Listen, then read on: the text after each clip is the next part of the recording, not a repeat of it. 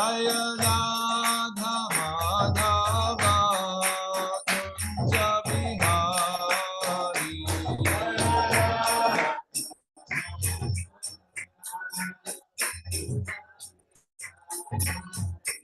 Gopi Chandra Balava Girivara Dhari.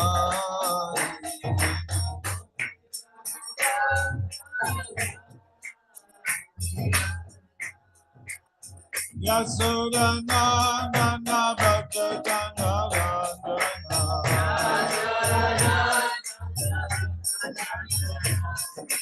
Yasoda Nandana Bhakta Jana Rajana.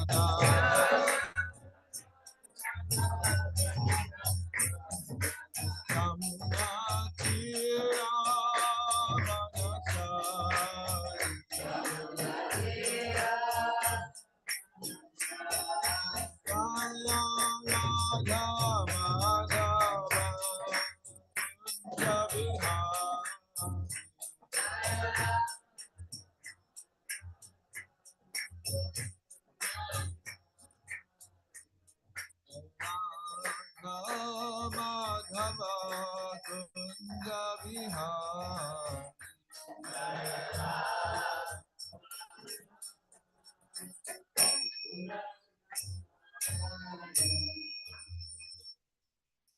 Mantra Srimad Bhagavatam ki jai, Srila Prabhupada ki jai, Shri Giri Raj Maharaj ki jai. Gaur Premanand.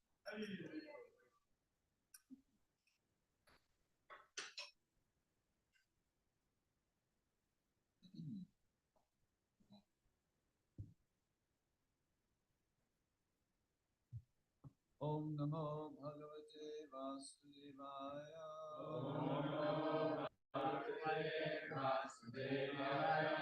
Om Namo Bhagavate Vasudevaya. Om Namo Bhagavate Vasudevaya. Om Namo Bhagavate Vasudevaya.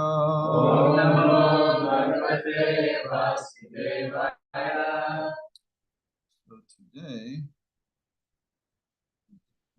task to do to summarize a 13-day festival and for our 12-hour kirtan. So that's a lot to do in 1.5 hour, 45 minutes. I'm going to try very hard. So, anybody know what that 13-day festival is?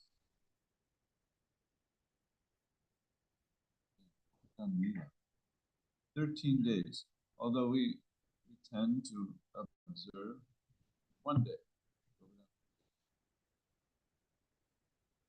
It's officially on our Kirtan Day, November 2nd. And I believe the Alachua Temple will be celebrating on Sunday. They also have a very wonderful presentation of Govardhan Puja, splendid with a huge hill, typically, and activities around the cows, cow protection and things. But actually on Thursday, which is technically called Amavasya, which means that is the darkest night of the month. So two things, well, at least two things happened on that day. Well, maybe three things. So Diwali is on Thursday. It's a celebration of the return of Ram to Ayodhya. You could say that's one aspect, and to herald in his return, everyone put lamps upon every structure, every road, every place you could fit a lamp. There was a lamp just to herald this wonderful event. It is also the day, and I hope everyone's Kartik is going wonderful. Last time I was here, we were It was the day before Kartik. So it's a little theme going on here that I'm the introducer to some of these things sometimes. So last time we talked about Kartik, and I hope everyone's Kartik is going wonderful, and you're actually entering in um, this wonderful pastime of Krishna and Yasoda. And we gave some keys and some ideas of how to focus on that. And but it is actually on that day on Diwali. Oh, and I also like how there's some rope on there. There's probably not enough rope, but it's very nice to see. Um, but on that day, on the Diwali day, was uh, Krishna broke the butter pot. So that was the day that this whole Leela started on that day. He broke that butter pot. That's when Mother Yasoda bound him as well. But also on this Diwali day, which is called Amavasya, begins this Govardhan pastime. And for those ardent followers of devotees of Giriraj, they observe something every day of these next 12 or 13 days. Sometimes it's 12 days because astrology kind of merges a couple days in there. But that October 31st, Thursday, this is the day Krishna notices something. Krishna is in his village. He's about 7 or 8 years old, and he's fully mobile now. He's not so much always pampered and toiled upon by his mother, but he's a little more mobile. He's a little more rambunctious. He has boyfriends, and they go out in the forest and they do so many things. And so anyone who has children, they remember those ages of 7 and 8. They typically get into everything, and they like their independence at that point, of their independence. And so Krishna but he's also very, very, he's like a sponge. He's taking in everything, seeing everything of this realm that he has created. He has brought into the world, brought his own abode into the world, just so that he could enjoy these pastimes. Because these pastimes, they are called Bhauma Vrindavan, Vrindavan that is manifest in the world. These pastimes, where he is a young boy, he's growing up, and he's a child in the lap of his mother. These are just here. In Goloka Vrindavan, it's not so, it's pretty much he's always Nama Yogina Krishna. But in this, he comes to enjoy these relishable exchanges with his devotees. And so he's always looking to make sure that this is what's happening with all those devotees. So on that Amavasya, Thursday, he notices something is amiss, or generally everybody's focused on me, and I'm exchanging with everybody. But today it seems that they're preoccupied with something else, and that is the day that they are preparing for a yagya. A yagya is a sacrifice, a traditional activity where they get lots of opulent things together and they make an offering to Indra. Indra means Lord. Indra is a position of the king of the celestials, the king of the demigods, and he is also Maghendra. He's in charge of the clouds. He's in charge of the rain. So agriculturists, it's very important for them to have good regular rain. So it is become a natural tradition for the agriculturists, the rural, say, community of cowherds, that they depend on the rain. And so they do these things to appease the provider of the rain, So there's this big sacrifice being performed together. And Krishna notices this, and he doesn't like it. And why do you think Krishna doesn't like it?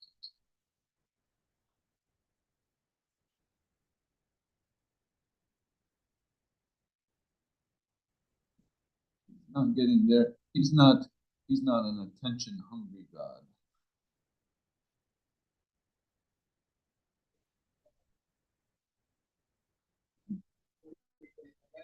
Oh,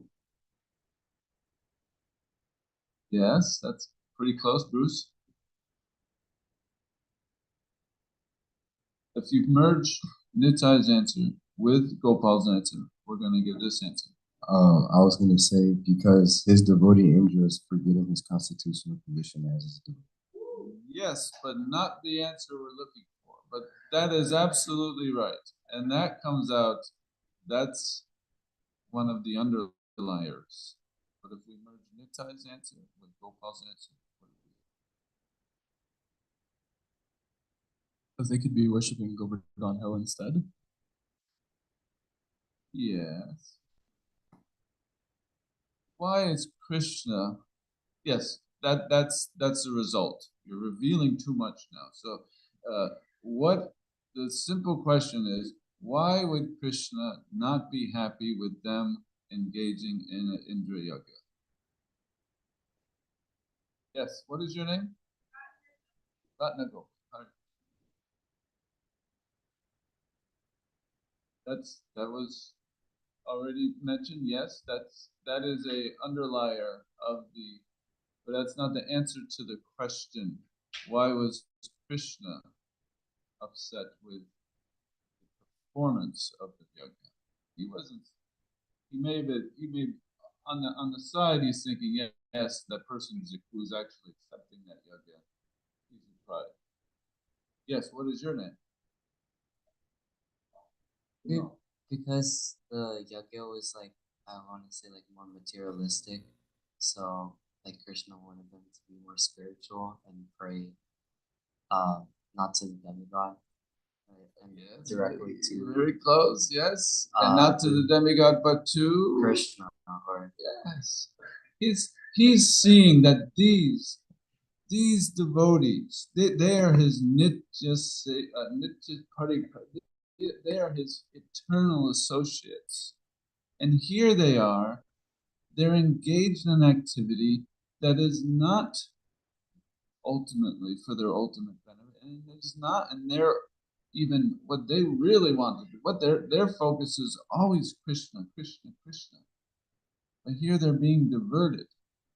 And then with Ratnagopi and Bruce's answer, he was also upset that this Indra, this demigod, he would actually accept service from my papa, my mother, my residents of Vrindavan. He would see that and he'd say, "How arrogant is that person? That these persons are and what are we singing every day this month?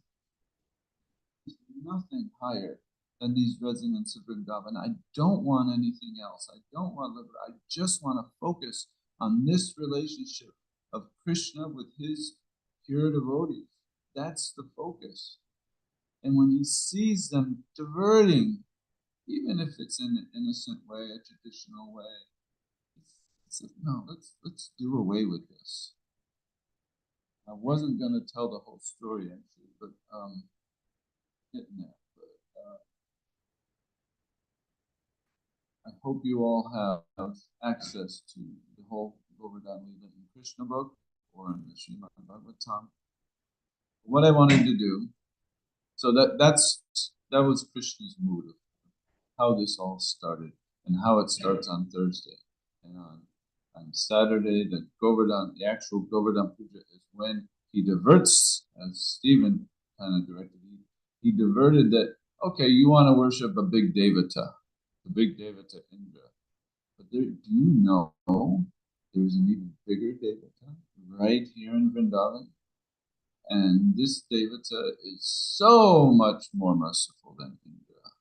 He provides also water, very cooling water, and he provides roots and fruits and grass for our cows. Our entire uh, rural community, our entire farming community, agriculture is being sustained by this Govardhan. So Govardhan, and he is very personal. Let him be worshipped. And there's a David there, I promise. So we're going to chant a verse together. 26:25. And instead of just chanting it, I think we will sing it. It's an odd looking verse to some of you. Can everybody see that? 26, 25. The 10th canto. 10, 26, 25.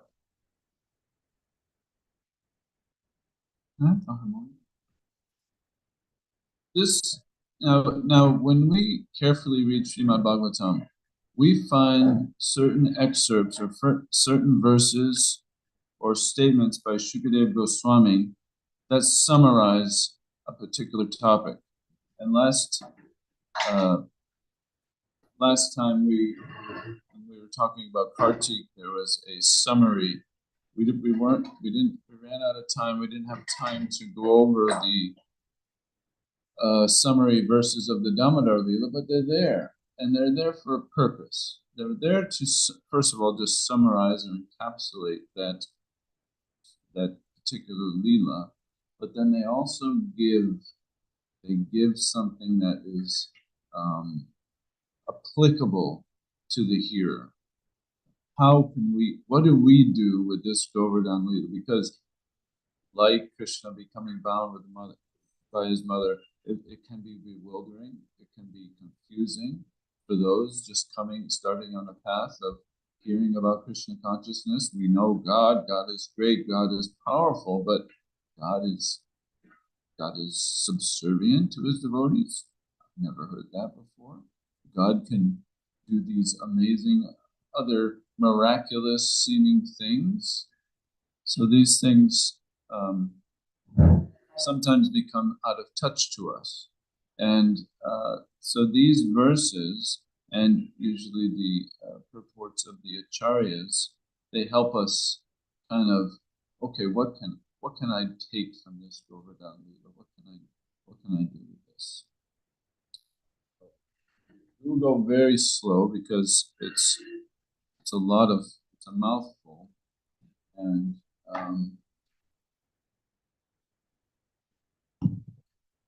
we don't need other instruments, I don't think, to keep it slow.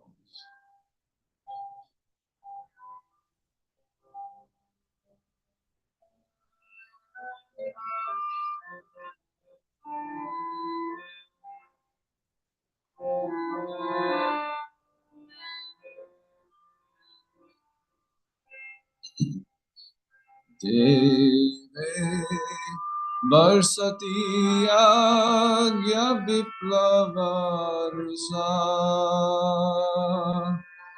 Vajrashma Varshanila Deve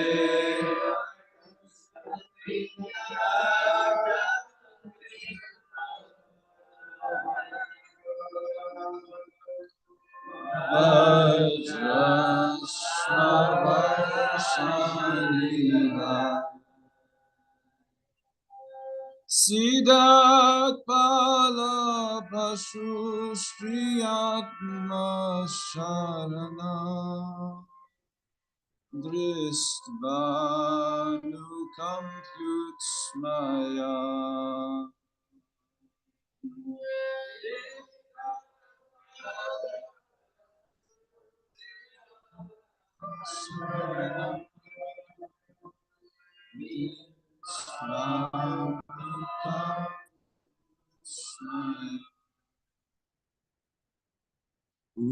Ulpatyaika Karena shaila balo Lilo chilindram yata Upadhyayika kalena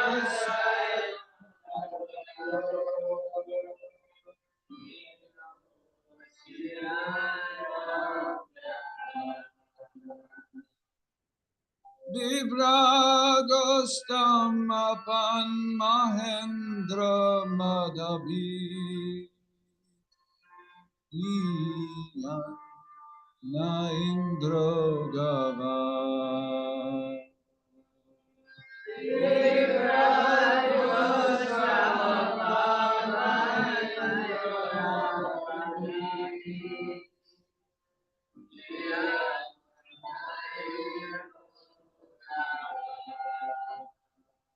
Priya Na Indro Gava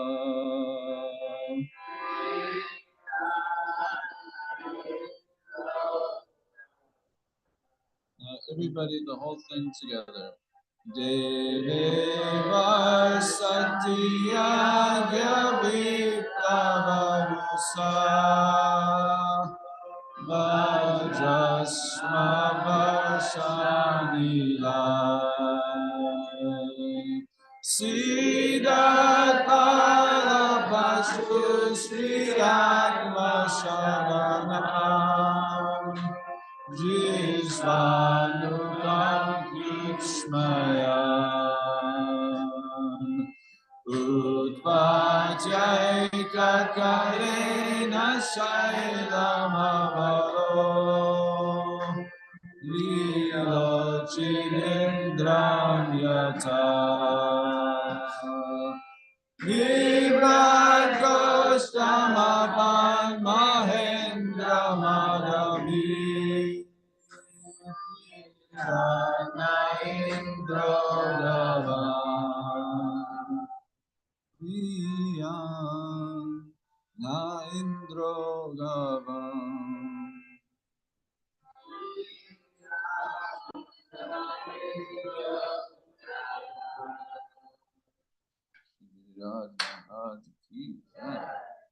So this summary verse, the end of the chapter called Wonderful. Summary is, and again, this is probably as much as we'll get into for the whole pastime, but here's the summary. Indra became angry when his sacrifice was disrupted, and thus he caused rain and hail to fall on Gokula, accompanied by lightning and powerful winds, all of which brought great suffering to the cowards, animals, and women there.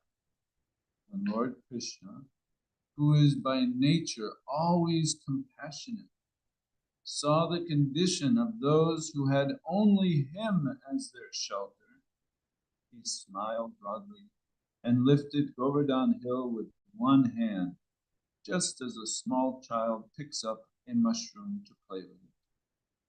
In this way, he protected the coward community. May he, Govinda, the Lord of the cows and the destroyer of Indra's false pride, be pleased with us. So this summary, it's a summary of the pastime, but also gives us two or three very wonderful things to think about. First of all, is this line that he is, by his nature, it is his very nature that he is always compassionate. This is Krishna's nature. When we talk about the nature of it, it is that thing, that quality that is always there. It is the thing that it relies upon, you could say. Nature of salt is salty, the nature of sugar is sweet, sugary, right? Sugar is sweet. The nature of Krishna is his compassion. He's compassionate. And we could say, boy, well, look at this place I'm in. Thanks a lot for that. But yes, by his compassion, by his mercy, he said, if you want to enjoy separately, that is fine. That is okay. Now you go and you hear all the things you can enjoy with. Here are the modes, here are the elements, here is everything. Go ahead. But his compassionate nature is that there is always a Bhagavatam there. There is always devotees there. There are always his pastimes. And he doesn't say, okay, you go there and I'll just turn my back on you. You can suffer eternally there. No, he constantly comes again and again and again and again in his different forms, in his different avatars, comes again and again, and he sends his different devotees, his acharyas, his disciples, his prophets. He sends them over and over again to attract us back. That's compassion. That's like, okay, I'm going to put you in jail, but here's the key. Oh, well, no, I'm just going to stay here. You take the key when it comes to you. So he's compassionate. And who is he more? And he's compassionate to everybody. So sometimes the question is, well, Krishna seems partial. Krishna seems partial. Samoham Sarvabhuteshu. He does show special consideration for those who have him as their only shelter. Those who take shelter from him, he gives everything for their protection. And then again, our questioning mind, our cynical self will say, yeah, but I stubbed my toe the other day, wasn't looking after me then, or I crashed my car, or so-and-so suddenly died in a horrible accident. What care is there? What compassion is there? But this life is just a flash, just a flicker in who we are. This is just our embodied nature for this very short time in the face of eternity. And so yes, under his plan, those who do take shelter with him, they are coming back to him. And how he arranges that, that's up to him. He could have just Indra could have been throwing all this hail, lightning, rain, and he could have just went and he got a heart attack and it was gone and it's over. But he decided, let me crush this pride. I don't want to crush Indra. I want to crush his pride. How do I do that? Oh man, I don't have enough time. But he did it by doing something very nonchalantly. Now the descriptions of Govardhan Hill that we get from the scriptures are immense. This immense mountain. Billions of miles high, billions of miles in breadth, billions of miles of width. And Vrindavan has this very special feature, like a lotus flower. Narottam Das Thakur sings about this lotus flower, that it expands and it contracts, and expands and it contracts. So again, our cynical mind will be like, well, how could Nanda Maharaj have 18 trillion cows or whatever the number is? Because I've been to Vrindavan, it's not all that big. But Vrindavan can expand ever increasingly, and it can contract, and it can be covered, and it can be revealed. This is Vrindavan's nature, Krishna's, and the spiritual nature, really. So when we have that cynical self, we have to put them aside and try it out. Try taking the shelter and see what you feel. I know that every year I do go spend some time in Vrindavan, and sometimes younger devotees, they come and they've heard descriptions of Govardhan as this majestic mountain, and when they see Govardhan for the first time, the Govardhan that is currently situated or visible to our fleshy eyes, they there's always really, is that it? Sometimes, honestly, that's what sometimes is that it? That's Govardhan. Is that all?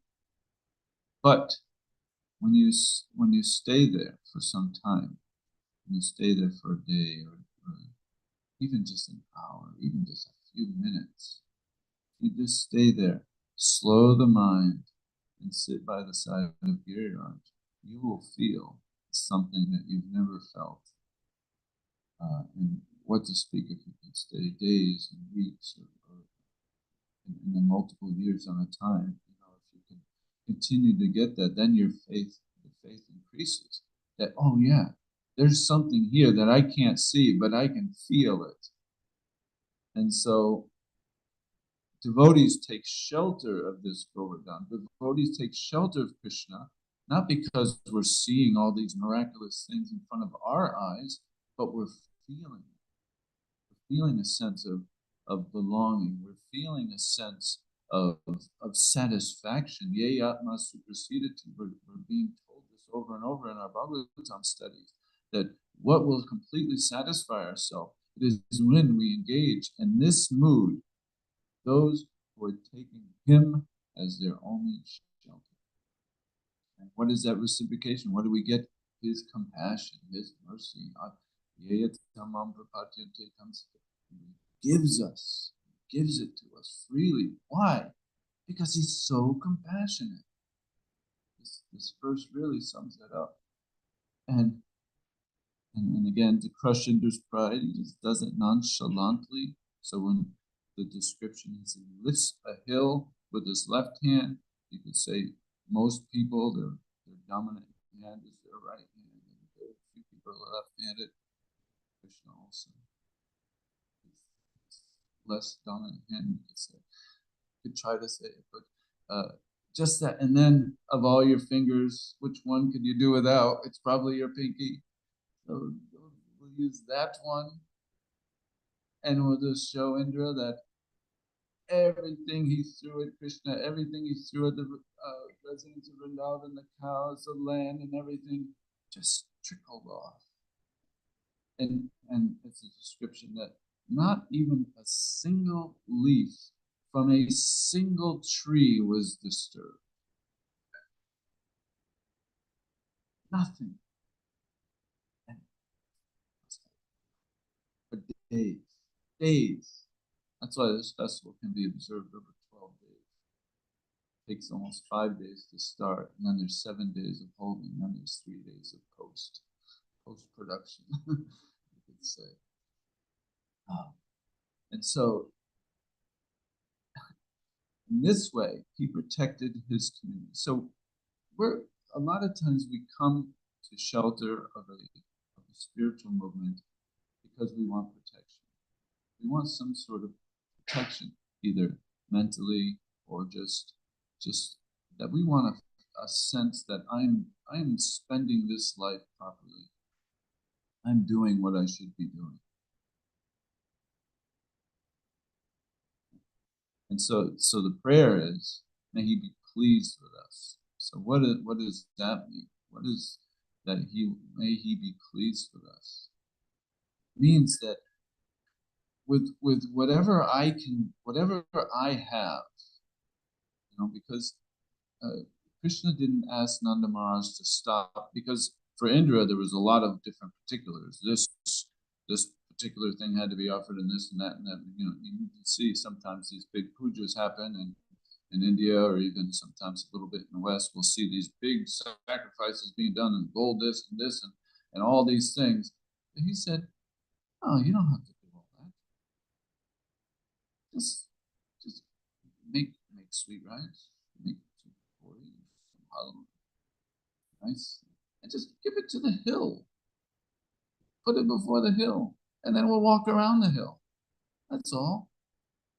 So from this we get the sense that it doesn't take a lot to serve Krishna.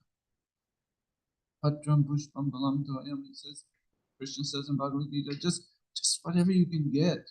Offer me with bhakti, harika, with great devotion, with great love, offer that.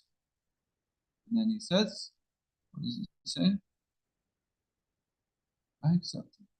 I'll accept it. When we actually endeavor to do something, and when we give it to somebody, and we see them happy, what that is like the greatest reward you could even imagine. Like a lot of times in the social world, let's go out to dinner. Okay, we go out to dinner, and somebody does all this stuff, and then you come back and say, it wasn't that great. It's okay. But even if, and I remember back when my kids, we would teach them how to cook and stuff. They would make stuff and it would look all, but it was the greatest offering. It was the greatest thing you could get. That they really wanted to make this thing, and they made it. They did their best, and they gave it to us. And, it was so relishable. And then they get this encouragement, they get satisfaction also. And Prabhupada often gives the example that this is, say, that the father is giving everything to the father or the parents, the mother. They're giving everything to the children. And if the children take something that they consider theirs, which really was given to them by their father, but they say, hey, will you have this? It's like the heart of the parent just melts. So this is my bonbon that I gave him, but he wants to give it back to me. It's like, so nice. So this is really what, for the devotee, what this Govardhan Puja is to, again, similar to our Kartik meditation, to increase our devotion to Krishna. How can we increase our dependence on Krishna now? It shifts a little bit, just a little bit. We want to increase love and devotion, but how do we then become dependent on that act? That's what Govardhan Puja is teaching us. And then, of course, if we are prideful, we have a lot of pride. Whole story, and I don't have time, and that's that last line, Indra Gavam, where Krishna, this is where Krishna is named Govinda. He's saying, Govinda Jai Jai. Govinda is a name as a result of the Govardhan Puja, Govardhan pastime. And you can, I am going to say it because I just have to. So Indra comes, he comes to his senses at the end, and he says, I'm very sick, Krishna, I was lost. And Krishna very compassionately says that it was just for you that I've done this. You can imagine, just to curb your pride. I saw you were getting proud, so I've done this. Yes, I could have done this, and it would be all taken care of. But to curb your pride, and then what happens? For those who study it carefully, he tests him right away. Not even a second later. Indra offers his prayers, and Krishna forgives him, and he said, it's just for you I did this. Then what happens? Surabhi comes. Surabhi offers praise. And Surabhi calls Krishna, you are our Indra. Now, just imagine. You just been chastised. Let's say, I did something wrong. Shruti says, Madhava, I'm going to start calling this person Madhava now. And I will put all of my attention on that Madhava. That's what it was, a test to Indra. Okay, your pride was broken, it was crushed, okay. And also, Govinda, the Indra Gavam. He is now our Indra. I want him to be our Indra, Krishna to be our Indra, because he is the real one that is protecting us and giving us shelter. Let him be our Indra. Govinda, Govinda, Govinda Madi. That is always a very touching thing, and that's our warning. That's our warning, and that's our segue also, we're going to segue now to our next topic of our 12-hour kirtan. And how is it a segue?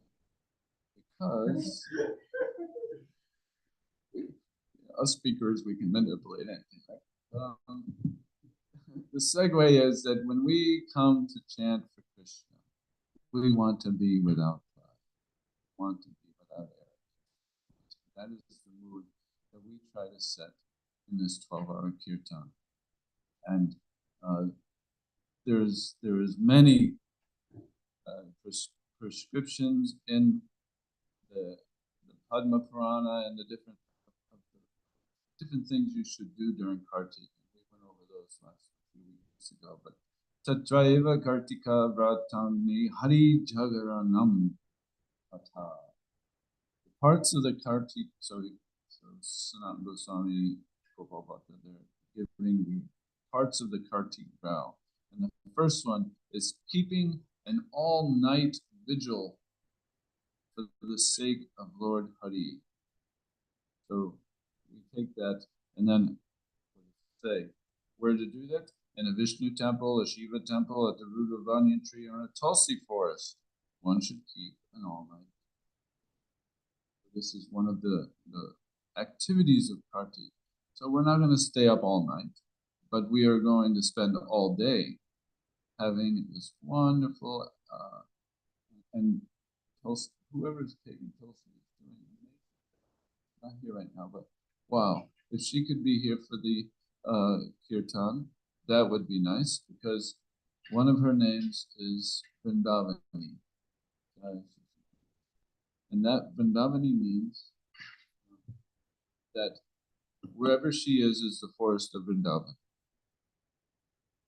And there's a footnote to that even a single Tulsi can be considered a forest. So, as prescribed in it, we're in the temple, and we're in the forest of Vrindavan, and it's Kartik, and we have so many things in our favor, and we're going to spend a day to chant Krishna's name, to glorify Krishna's name for an entire day. And so our approach to it should be very similar to the approach of the residents of Vrindavan to Krishna. Whenever there was something amiss, they all go to Krishna. And what happens? His compassion is special to those who have him as their only shelter. So we have some behind the scenes workers, Tulsi Ananda and Stephen and Nita and Shruti Prabhu. They're working very hard to make this program very accessible to you, and in a way that you could have access to it all day. And we're not saying you must stay in the temple room the whole day, but we will say that if you can, you will get something. Just as when you sit by the side of Giriraj, you get something that may be imperceivable to you. That maybe you can't see it exactly, but you feel it.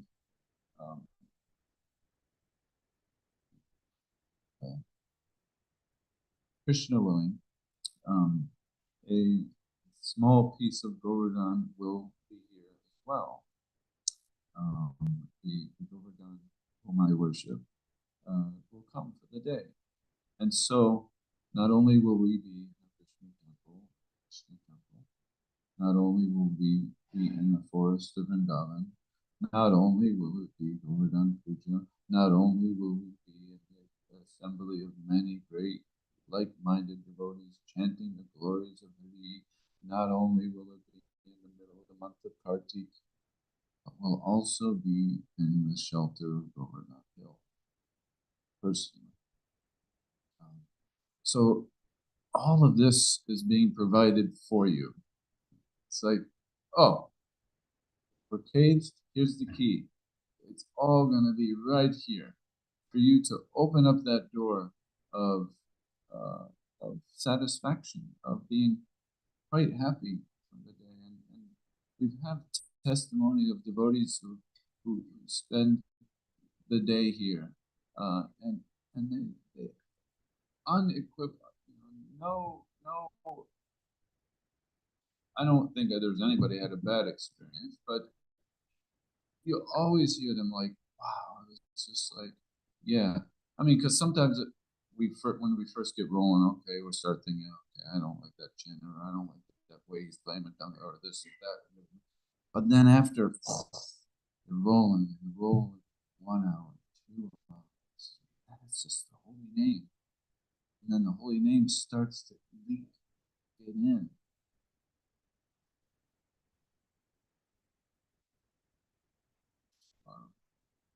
Power of the holy name is so powerful. Comes into the ear holes and it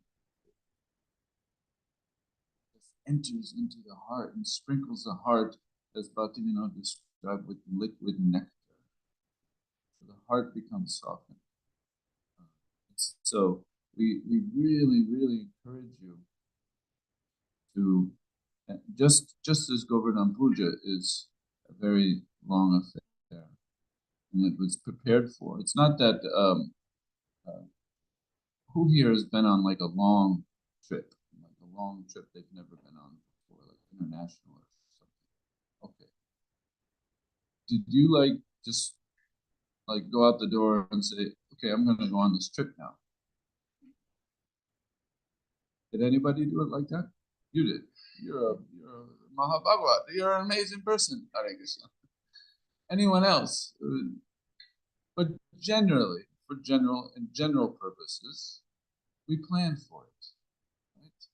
You get that. You get your suitcase, and you get, okay, I need this passport. I need to get that updated. I need a visa. I need to bring some snacks for the plane or whatever it is. You're preparing, and then you go on this journey. So this kirtan is like a journey. It can be a journey for you. So you have to prepare. Don't stay up late the night before. Don't eat a lot of real heavy things that will make you sleepy. Is there anything that you do typically on a day-to-day basis that could be done in advance or after?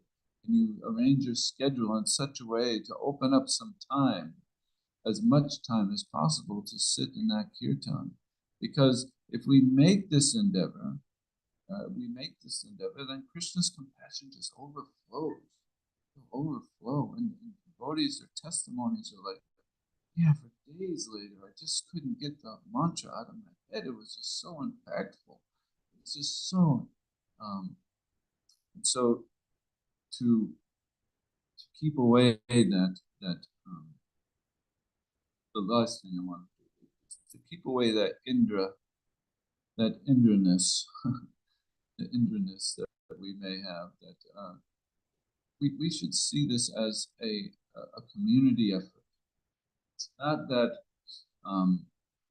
my contribution is highly sought out. When we come and sit down, if you have a slot, and we're hoping everybody has a slot, and it doesn't have to be your own slot. And I've seen some of the most wonderful presentations of kirtan, like 3 or 4 people get together and say, together, and they're going off of each other. One person leads once, and then the next person, and just those are the most, like, you can just imagine the churning, and then the camaraderie that's happening there, the bonding between those devotees, and then they're sharing that with others. Oh, it has just become so wonderful. And we should never think that, oh, this kirtan is going to benefit the Govardhan. No, it's going to benefit because giving this opportunity for everyone to hear Krishna's name without any stop for 12 hours, maybe 13 hours, who knows, sometimes they go. But, that it won't be over 13 and a half hours. But take advantage of it, and sometimes we'll see like other big kirtan festivals that like an entourage of people come in, they sit down, they chant, and then the entourage gets up and they leave. And it's like, Oh, it's a very nice melodic kirtan, perhaps, but you'll find, and I know Kalikanta Prabhu and I know different devotees have mentioned that, given the example that, like, kirtan is like something like you're digging this trench, and the more you dig that trench, the deeper it gets, and the more you can fall in. We want to fall into that trench. We want to fall in deeply, and you can't do it this way because the mind. We're going to have problems with the mind the whole day, no doubt, no problem. But you'll find that the more you're applying the mantra to the mind and to the senses and to everything that you're doing, oh, finally it starts to abate. And that's when, wow, you really get a glimpse. You really get it. And I'm telling you, I've been doing this here at Krishna House. I think it was 2014 was the first. We've been doing it every year. Sometimes it was twice a year, but mostly it's once a year in Kartik. And I tell you, I mean, there is nothing that I look forward to. Well, there's a couple things I look forward to, but this is one of those things that I look forward to because it is like I don't have to think about anything else.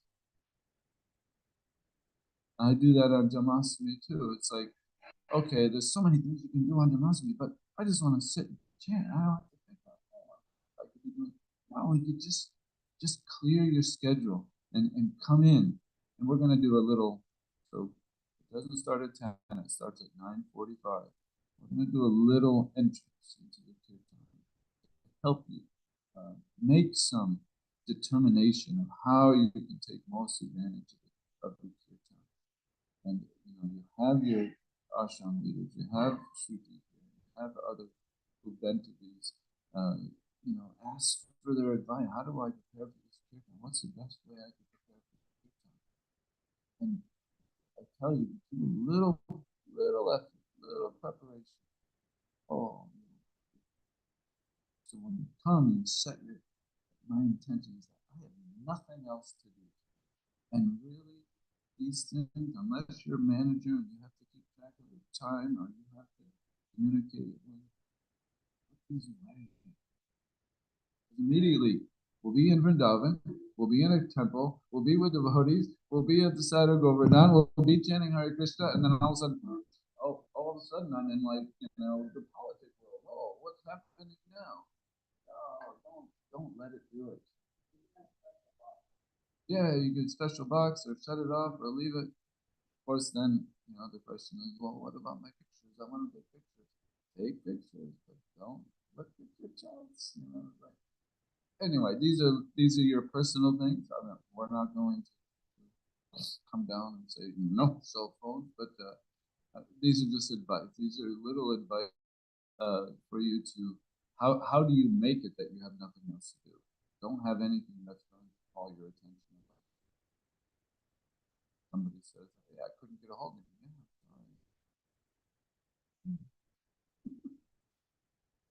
Here's my emergency contact. Make sure your emergency contacts are up to date.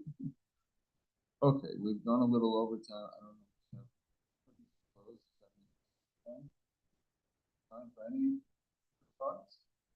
What about you? Please also say something. How you support this, right? Yeah.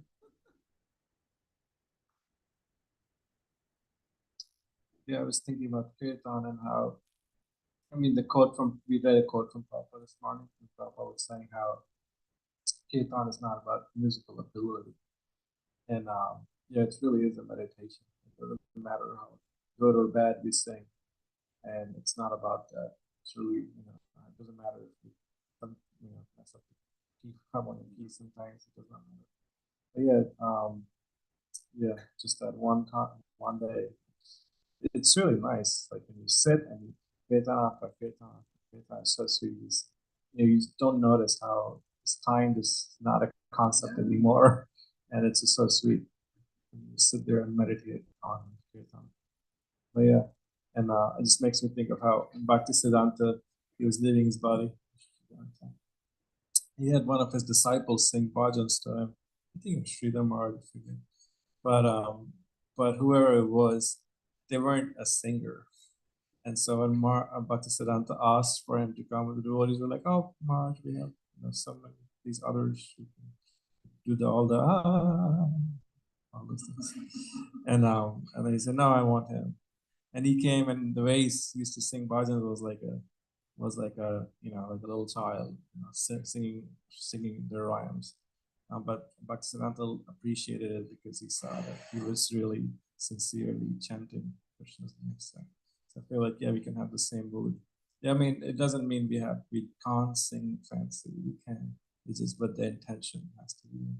But yeah, but it's just so sweet when you just dive into the kirtan the whole day and forget about whatever else is going on. Also, I remember this one story when I think it was Biraj Maharaj. He was, or maybe it was somebody else in Mumbai. They were the town president, and they asked Prabhupada, "Oh, Prabhupada, so many problems." And Prabhupada recommended you should do 24-hour kirtan. So the town president kind of freaked out, like, "Oh my God, 24 hours like every day." So Prabhupada said, "All right, do at least once a week." And so I started doing once a week kirtan, I think all day or something like that. And the town president started, when people come to him with problems, so the kirtan was like on a Saturday or something, and he was like, "Oh, just come to me on Sunday." So, so he would tell everybody to come after the kirtan day, and then but then after the kirtan, somehow all the problems were solved anyways. So yeah, it's like you just get into kirtan and all our anxieties are relieved. Yeah,